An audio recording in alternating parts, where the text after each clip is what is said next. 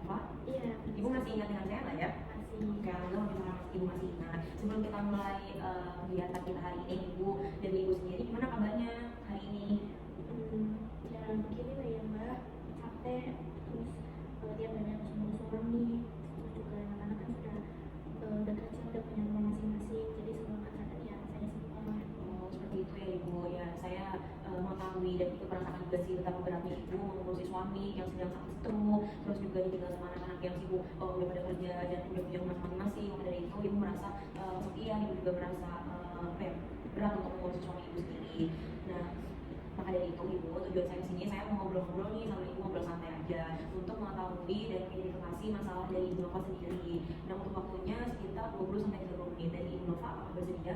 Saya bersedia sih. Oke, dan kalau misalkan dari ibu Nova sudah bersedia, mungkin saya mulai konsultasi pada ini ibu. Ibu tidak perlu khawatir karena semua yang ibu bicarakan pada saya akan jaga semua kerahasiaannya. Mungkin langsung saja ke tahap selanjutnya ibu. Kalau boleh tahu nih ibu, berapa lama sih ibu merawat suami ibu yang sedang sakit ini? Sudah berapa? Sudah cukup lama ya, Sus, sekitar 3 bulan dari beliau pulang dari rumah sakit, terus sama saya yang berusaha itu makan, minum, pakaian, dan yang lain-lain itu selama ini saya yang ngurus semuanya. Oke, untuk kondisi ibu sendiri nih selama ibu merawat suami ibu selama berapa? 3 bulan ya ibu? Gimana sih perasaan ibu selama ini? Apakah ibu merasa capek, atau ibu merasa sedih, atau ibu merasa apa ya, terbebani gitu? Kalau boleh jujur ya Mbak, saya sering melihat dia menangis itu, kayak bertanya-tanya apakah saya sanggup merawat suami saya hingga emang benar-benar pulih. Karena kan saya takut gitu, saya merawat gitu, terus juga kadang juga saya merawatnya sendiri, gak dibantu oleh siapa. Oh, seperti itu ya ibu. Bu Nova, perasaan seperti itu sangat wajar. Yang dirasakan Bu Nova saat ini itu sangat wajar sekali. Merawat orang yang kita cintai itu emang tidak mudah ibu, itu emang benar sih. Dan ibu juga sudah melakukannya dengan penuh kasih sayang ibu sendiri dan tanpa bantuan orang lain. Tapi kayaknya cucu tidak tahu saya dapat kasih apa. Nah, ini yang kita bicarakan, yang akan kita bicarakan saat ini ibu. Dari ibu Nova sendiri, apakah ada saudara ibu selain ibu Nova nih? Apakah ada saudara ibu dari adik atau kakak ibu Nova atau anak ibu yang mungkin bisa dimintai bantuan untuk bergantian mengurus suami ibu gitu? Ada siswa anak perempuan saya, tapi dia sudah kerja dan sudah punya rumah sendiri. Jadi saya terkadang sungkan kalau mau minta tolong. Takutnya anak saya ini capek kerja, jadi gak enak aja gitu masalah. Oh, seperti itu ya ibu Nova. Sebenarnya ya ibu, meminta bantuan itu bukan suatu beban, memberikan beban ke orang tersebut. Itu adalah bagian dari merawat bersama sebagai keluarga.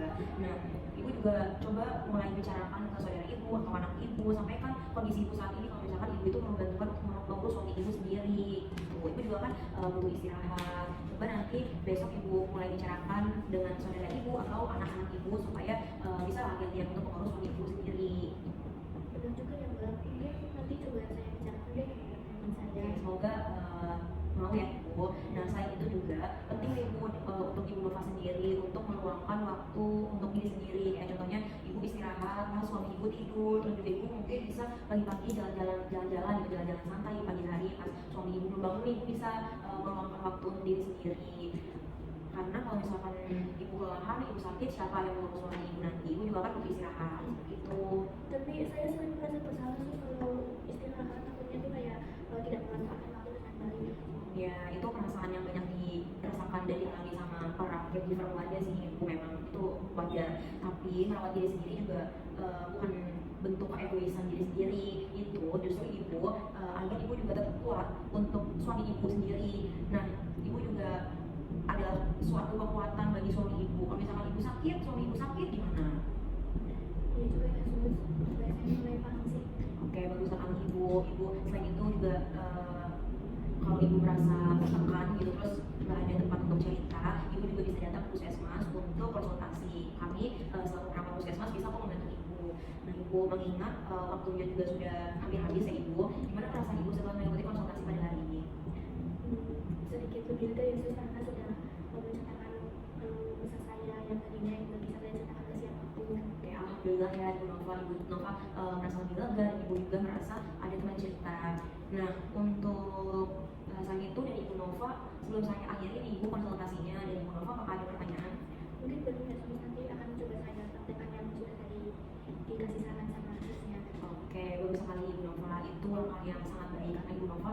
sudah mau mulai untuk menjalankan dan melakukan saran-saran dari saya supaya ibu juga merasa tidak terbebani punya waktu istirahat untuk diri ibu sendiri. Mungkin untuk waktu selanjutnya atau kunjungan selanjutnya saya akan kembali lagi, kita akan bertemu lagi sekitar 3 hari kemudian di hari Jumat pukul 3 sore. Dari Bu Nova apakah bersedia? Saya bersedia sekali sih. Oke, dikarenakan waktunya sudah cukup, dari ibu juga sudah tidak ada pertanyaan, untuk kontrak waktu juga kita sudah sepakati. Mungkin untuk konsultasi pada hari ini saya akhiri ya ibu, semoga ibu Nova selalu diberikan kesehatan, ibu juga selalu semangat dan selalu kuat untuk mengurus suami ibu.